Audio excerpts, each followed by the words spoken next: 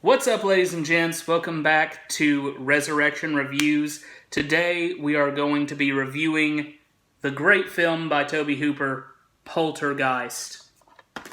Finally going to continue this totally Tobe thing. Sorry I got really busy. Of course, we're going to begin with a drink. This is Wild Cherry Pepsi. As this film is part of the Pepsi generation, we are going to we're going to go ahead and crack open a Wild Cherry Pepsi. Let's see here. Listen for the crack.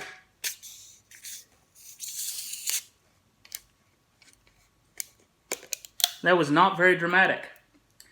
But let's go ahead and give her a taste. Good smell. Yeah. Much like Cherry Coke, but of course just with the Pepsi flavor. Very good in my opinion. I think this is actually one of the best cherry-flavored sodas ever. Best cherry colas. I would say I think Coca-Cola is about on the same level as this, but I do really like Wild Cherry Pepsi. Very good. Not caffeinated, but carbonated. This one here. You want to shake it a little bit, but not a whole lot of bubbles there, if you can see. But anyway, enough of that tomfoolery. We're gonna get us some Poltergeist going on here. Set this down on the flow. Poltergeist. So, this is, of course, a ghost story movie. A lot of, I think, the sort of spook house movies that have been coming out in recent years got a lot from this movie. Like Cronenberg, The Fly, the film begins with a big score, Star Spangled Banner. This sort of played for the send-off of American television. The score overall, I think, is kind of reminiscent of Spielberg films like E.T., lush, but it's got a lot of whimsical strains and some threatening blasts of energy. I really like the score to this movie. This has definitely got a big budget feel. This is bigger than anything that Tobe Hooper had done before. Spielberg, of course, did the script to this, so very much sort of a different animal as far as Tobe Hooper is concerned, but still the first one that we're going to do in the Totally Tobe double feature. The acting here is typical of a larger budgeted feature film of the time. Not great, but not terrible. You've got some Craig T. Nelson going on in here. He's pretty darn good. Jo Beth Williams is good here as well. I think she's actually one of the standout performances here. Just the stuff that she has to do as a mom in this movie. Really good stuff. Of course, there's Heather O'Rourke as Carol Ann. She's a great creepy kid, one of the best creepy kids in all of horror. I'll also give a shout out to James Karen, really great character actor here as well. He, of course, is great for everything he's done. Sorry, I'm scratching my head a lot. It just seems to be itchy. And then Zelda Rubinstein.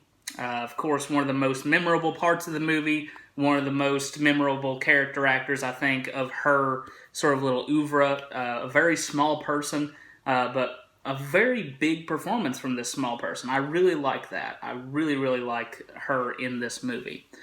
The camera work here is maybe more elegant than a lot of Hooper's work up to this point, less sort of anarchic, and it's specifically got sort of a more polished mainstream feel.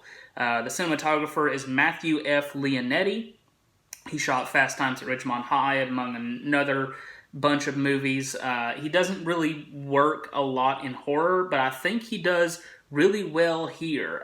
Makes the film look slick, and he's got some really good stuff going on here. I think a lot of this sort of horror stuff comes from Tobe Hooper, and I think a lot of the sort of more polished sort of family drama kind of stuff probably comes from what's his name, Leonetti again.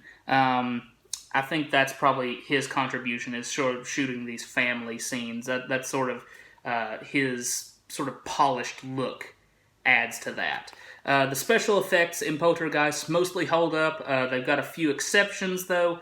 Some of the sort of computery type stuff or overlay type stuff really does look a little fake, but a lot of the other stuff, the practical effects, usually look really good. So I'll give it a pass for that.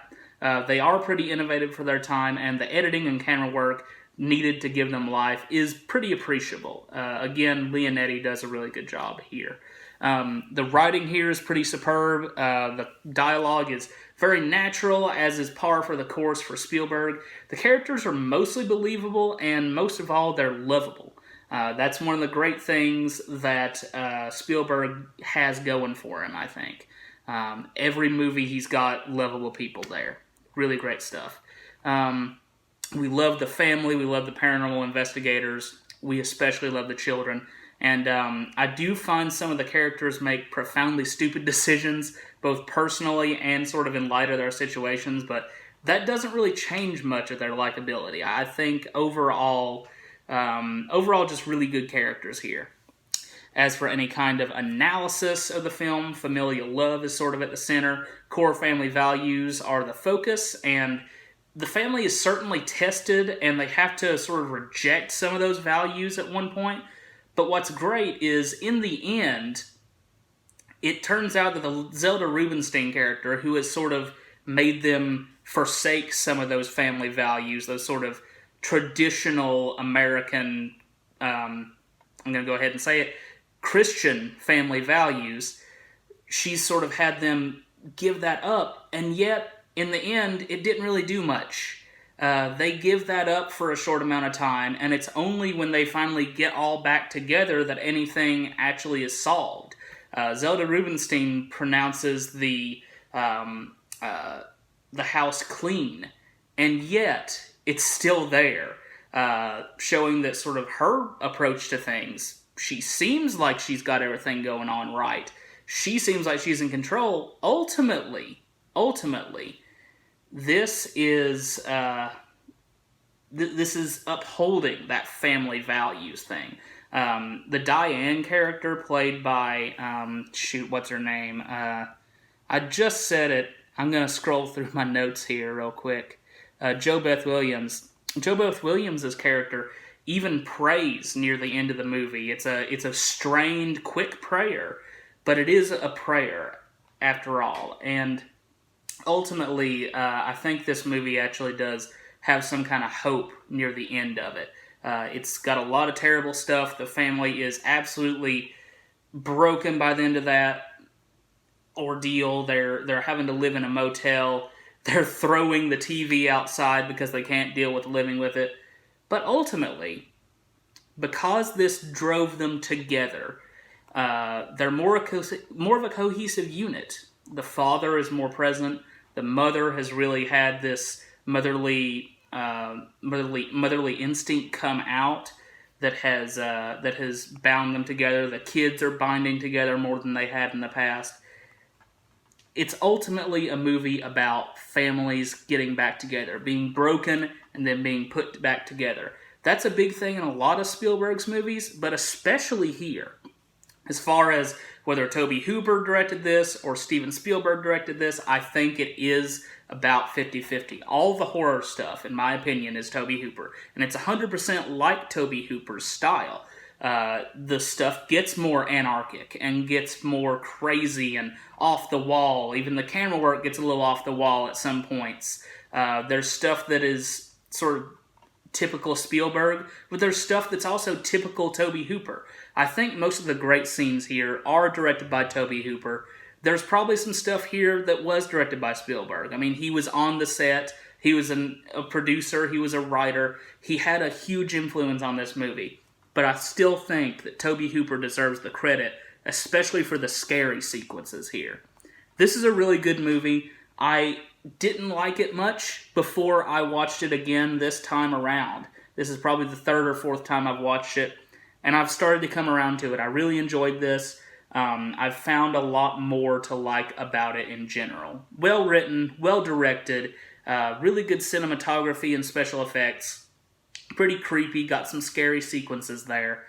And overall, I think a great movie to watch around Halloween time. It's not even near Halloween right now, but it will be within a few months. Definitely check this out around Halloween time if you haven't. This DVD is terrible. I say if you really want to get a good copy of this, just get an HD copy on Vudu.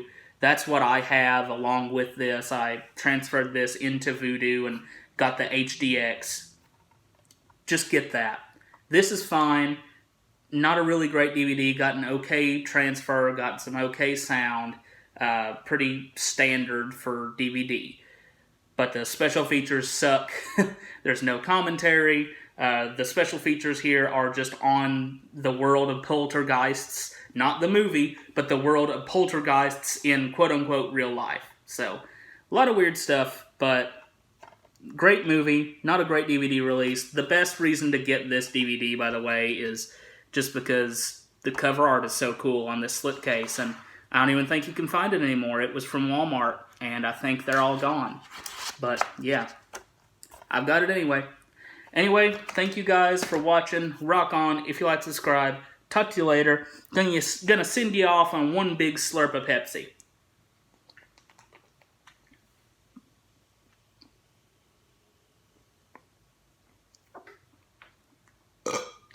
Very small. That was bigger. Woo! Rock on. Bye-bye, guys.